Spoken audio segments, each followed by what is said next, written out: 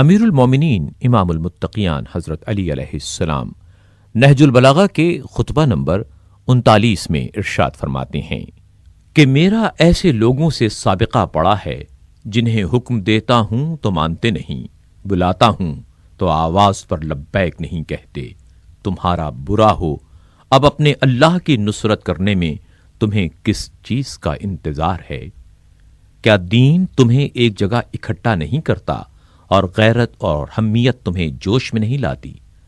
میں تم میں کھڑا ہو کر چلاتا ہوں اور مدد کے لیے پکارتا ہوں، لیکن تم نہ میری کوئی بات سنتے ہو نہ میرا کوئی حکم مانتے ہو، یہاں تک کہ ان نافرمانیوں کے برے نتائج کھل کر سامنے آ جائیں۔ نہ تمہارے ذریعے خون کا بدلہ لیا جا سکتا ہے، نہ کسی مقصد تک پہنچا جا سکتا ہے۔ میں نے تم کو تمہارے ہی بھائیوں کی مدد کے لیے پکارا تھا، مگر تم اس اونٹ کی طرح بلبلانے لگے جس کی ناف میں درد ہو رہا ہو، اور اس لاغر و کمزور شتر کی طرح ڈھیلے پڑ گئے جس کی پیٹھ زخمی ہو۔